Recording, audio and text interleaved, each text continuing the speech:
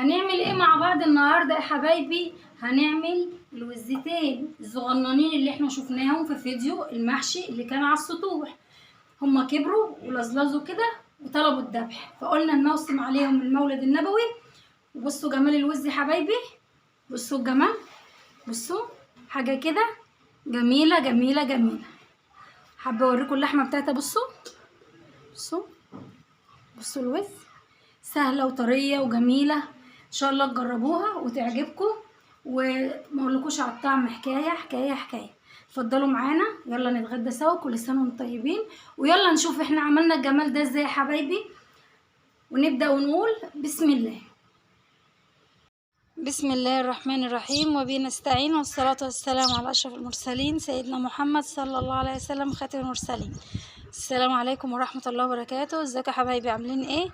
معاكم مطبخ الإسراء. النهاردة هنعمل الوزة. فاكرين الوزة الصغنونة اللي كانت في فيديو المحشي؟ كبرت اهي وبقت حلوة اهي وعاوزة تتذبح.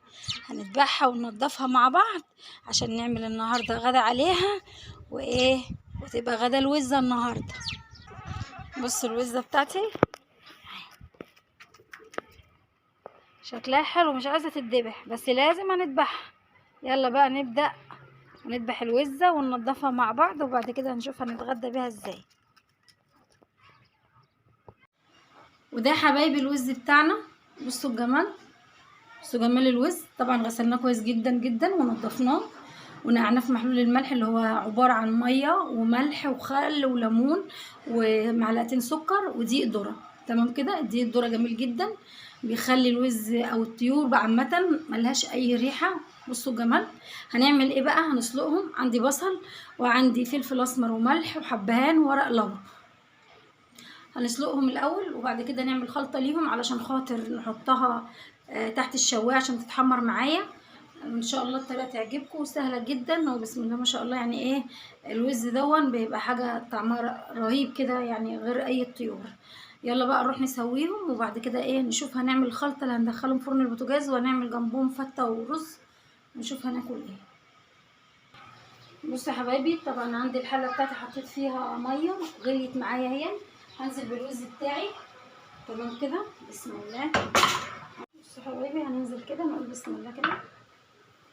طبعا الميه بتاعتي بتغلي بالراحه كده. تمام كده. طبعا الميه بتاعتي زياده، هروح جايه منقصه شويه علشان خاطر انا هحتاجها تاني، واحط التانية برضو كده بالراحه، اخليها بجنب عشان يتحطوا مع بعض. تمام كده. وهجيب البصل بتاعي. بصوا هنزل بالبصل بتاعي كده، وهنزل بالورق اللوري والحبهان والملح والفلفل. تمام كده. حابه تعملي بوكيه جرنيلي، يعني عباره عن بصل وجزر وفلفل وثوم، اي خضار عاوزه تحطيه حطيه. انا بحب احط الحاجات البسيطه دي علشان خاطر ايه، يعني احس طعم الشوربه. تمام كده كده. وهغطي عليهم بقى واسيبهم يستووا، وبعد ما يستووا هنرجع لبعض تاني علشان نشوف احنا هنعمل ايه الخلطه اللي هنحطها على الوز بتاعنا. تمام كده. يا رب الفيديو يعجبكم، ومتنسونيش في اللايك والشير والكلمه الحلوه يا احلى اخوات واحلى متابعين. بصوا يا حبايبي، على ما الوز بتاعي يستوي هنعمل الخلطه اللي احنا هندهن بيها الوز عشان ندخله فرن البوتاجاز على الشوايه. عندي طماطم.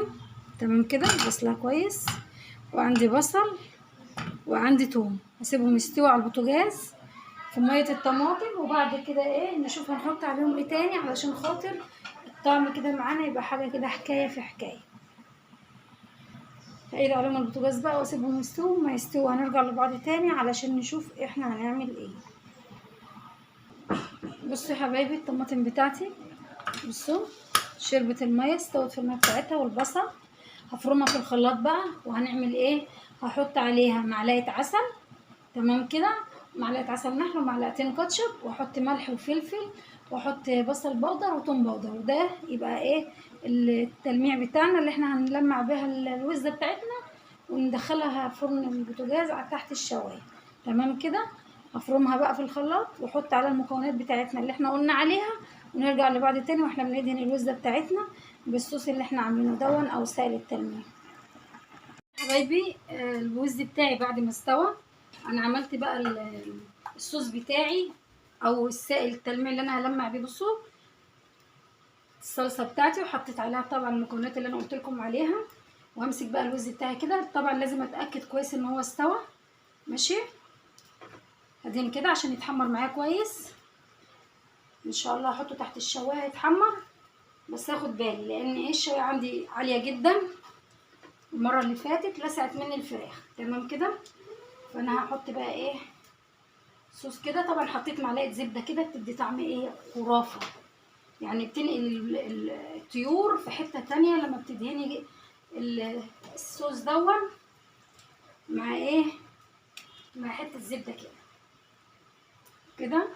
بصوا كده هلفها كده عشان خاطر اقلم كله عشان تتحمر معايا كويس. بصوا اهو اهو كده. ادخلها تحت الشوايه بقى اما تتحمر، هنقدمها مع بعض ونشوف شكلها هيبقى ازاي. ويا رب طريقتي تعجبكم ان شاء الله، وتفضلوا معانا ناكل الوز سوا مع بعض. ده يا حبايبي الوز بتاعنا بعد ما خرج من تحت الشوايه. بصوا الجمال، بصوا جمال الوز يا حبايبي. بصوا حاجه كده فاخر من الاخر. يا سلام يا سلام، هو ده الكلام.